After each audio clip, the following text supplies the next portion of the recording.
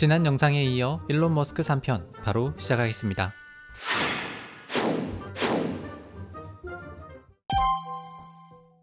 2019년 11월, 일론은 자신만만한 모습으로 테슬라의 첫 픽업 트럭, 사이버 트럭을 세상에 선보였습니다. 영화 007 나를 사랑한 스파이와 블레이드 러너에 나오는 자동차를 보고 영감을 받았다는 사이버 트럭은 그야말로 저세상 디자인. 거기에 어지간한 충격에도 끄떡없다는 걸 보여주기 위해 일론과 함께 무대에 오른 수석 디자이너 플란츠는 해머로 자동차를 힘껏 내리치기까지 했습니다. 그리고 실제로 트럭은 끄떡도 없었습니다. 뒤이어 이번엔 차 유리창도 튼튼한 걸 보여주겠다며 창문을 향해 금속공을 힘차게 던졌는데 그만 와장창 창문이 박살나고 말았습니다. 다시 한번 해보겠다며 두 번째로 시도해왔지만 역시나 또 와장창. 알고 보니 해머로 차를 내리칠 때 그 충격으로 인해 균열이 생겼고 그 때문에 유리가 깨진 것이었습니다. 방탄유리가 와장창 무너지는 것처럼 테슬라의 시가총액도 6%나 와장창 무너져 내렸습니다. 하지만 이러한 해프닝에도 불구하고 사이버 트럭은 선주문만 20만 대에 달할 정도로 흥행을 이어가고 있는 중이라고 합니다. 그리고 2021년 1월 마침내 테슬라는 토요타를 누르고 전 세계 자동차 회사 중 시가총액 1위에 올라섰습니다. 일론은 어려서부터 우주에 관심이 아주 많았습니다. 그래서 그는 마스 소사이어티라는 우주 모임에 가입해서 화성 탐사에 대한 이야기를 나누기 시작했습니다. 그리고 직접 라이프 투 마스 파운데이션, 화성 이주재단을 만들기도 했는데 화성에 식물을 보내 화성의 토양을 이용해 식물이 자라는 모습을 지구에 방송한다는 계획까지 세웠습니다. 그런데 사실 일론은 처음부터 자신이 직접 로켓이나 우주선을 만들 생각은 없었다고 합니다. 대신 생각해낸 것 중 하나가 소련에서 안 쓰고 있는 대륙간 탄도미사일을 구입해서 활용해볼 생각이었습니다. 2002년 2월, 일론은 이 계획을 실행시키기 위해 그쪽 분야의 인맥들을 모아 러시아로 향했습니다. 하지만 협상은 보기 좋게 결렬되고 말았습니다. 일론이 생각하고 있던 금액에 비해 가격이 너무 비쌌기 때문입니다. 그렇게 빈손으로 집으로 돌아오게 된 일론은 미국으로 돌아오는 비행기 안에서 노트북으로 뭔가를 열심히 계산하기 시작했습니다. 그리고 얼마 후 함께 간 일행들에게 자신의 생각을 얘기했습니다. 바로 직접 로켓을 만드는 것이 가장 싸다고 말입니다. 그렇게 2002년 6월, 일론은 항공우주기업 스페이스X를 설립했습니다. 스페이스X에서 만든 첫 번째 로켓은 팔컨 1호입니다. 영화 스타워즈에 나오는 우주선 밀레니엄 팔컨의 이름을 따서 일론이 직접 지은 것이었습니다. 2006년 3월, 수많은 난관 끝에 드디어 팔컨 1호를 발사하게 되었습니다. 그런데 안타깝게도 발사 25초 만에 화재가 발생하며 바다로 추락해버리고 맙니다. 그리고 1년 뒤, 이번엔 발사에는 성공했지만 회전축 제어장치 이상으로 날아가다 말았습니다. 몇 개월 뒤 세 번째 발사도 역시 실패로 끝이 났습니다. 한마디로 천문학적인 돈이 공중분해되고 만 것입니다. 그 와중에 테슬라의 로드스터 출시에 문제가 생겼고 글로벌 금융위기까지 덮치며 일론도 벼랑 끝으로 내몰리고 있었습니다. 여기서 네 번째 발사까지 실패한다면 스페이스X는 끝. 우주를 향한 일론의 꿈도 접어야 하는 상황이었습니다. 그러던 2008년 9월 28일 팔컨 1호의 네 번째 발사가 있던 날, 천하의 일론도 바짝바짝 긴장이 됐습니다. 그래서 그는 아침 일찍 아들들과 함께 디즈니랜드에 가서 시간을 보내다가 오후 4시 발사 예정 시간이 다 돼서야 스페이스X 제어실에 들어섰습니다. 결과는 대성공. 마침내 팔컨 1호가 무사히 발사돼 궤도에 진입했던 겁니다. 처음 계획했던 것보다 무려 4년 반이나 더 걸린 성공이었습니다. 일론은 정말 소름 끼치게 짜릿했다. 내 평생 가장 위대한 날이라고 소감을 밝혔습니다.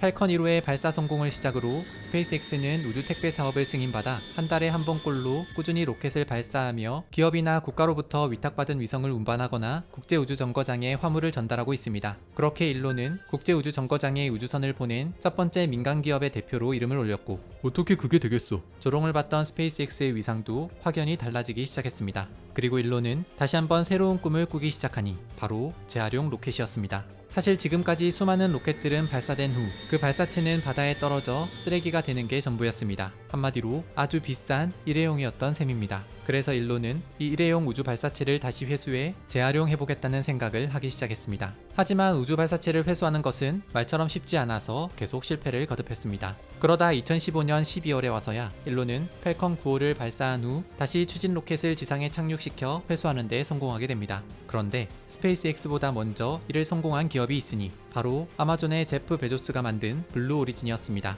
사실 일론과 베조스는 대표적인 앙숙 사이로 당시 일론은 블루 오리진에 대해 진정한 우주공간에 갔다 온 것이 아니라며 블루 오리진의 성과를 깎아내리는 모습을 보였는데 이번엔 베조스가 착륙클럽에 가입을 환영한다며 스페이스X가 블루 오리진에 비해 한 발 늦었다는 것을 은근히 조롱했습니다. 하지만 둘 사이가 처음부터 나빴던 건 아니라고 합니다. 2000년 베조스가 먼저 우주개발 사업을 위해 블루 오리진을 만들고 2년 뒤 일론이 스페이스X를 만들었는데 둘은 함께 식사하며 아이디어를 나누기도 했습니다. 하지만 민간 우주 개발을 놓고 경쟁하기 시작하며 둘의 사이도 틀어진 것이라고 합니다. 여튼 두 사람의 경쟁 덕분에 미국의 우주 개발 사업은 엄청난 속도로 발전해 가고 있습니다.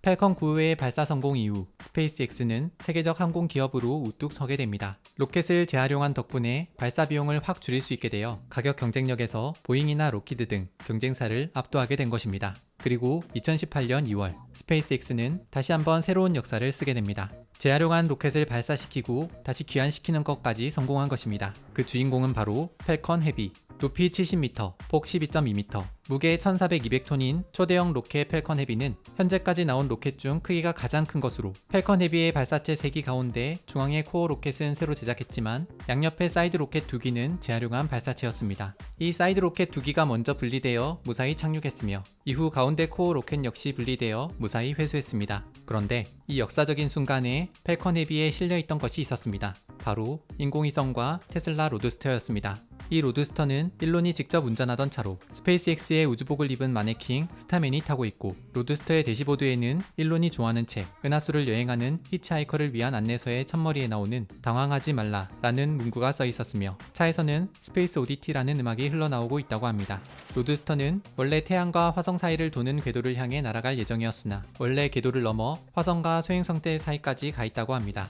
스페이스X의 팬이기도 한 우주공학자 벤 피어스는 2018년 2월 로드스터는 어디 있나 란 웹사이트를 개발해 공개하기도 했습니다. 그의 데이터에 따르면 로드스터는 지금까지 16억 킬로미터 이상의 거리를 주행했으며 앞으로 2091년쯤 지구와 상당히 가까워질 것이라고 합니다. 이후에도 스페이스X는 민간 기업 최초로 드래곤 캡슐이 우주정거장 도킹에 성공, 2019년에는 유인 우주선 시험 발사에 성공, 2020년 10월엔 100번째 로켓 발사에 성공하며 계속해서 새로운 역사를 써내려가고 있는 중입니다. 또 일론은 앞으로 위성 인터넷 서비스 스타링크의 도입도 계획하고 있는데 2020년대 중반까지 적게도 소행위성 12,000개를 쏘아 올려 전 세계 어디서든 초고속 인터넷을 사용할 수 있도록 만들겠다는 것입니다. 2006년 일론은 사촌동생 린던 리브, 피터 리브와 함께 솔라시티라는 태양광 발전 회사를 창업하게 됩니다. 사촌들과 함께 창업했지만 솔라시티의 아이디어는 일론이 낸 것으로 전기차의 대중화를 위해선 태양 에너지가 필요하다고 본 것입니다. 실제로 솔라시티는 테슬라의 급속 충전소에 태양광 패널을 설치해 전기차에 전기를 공급해주는 등의 사업을 하고 있기도 합니다.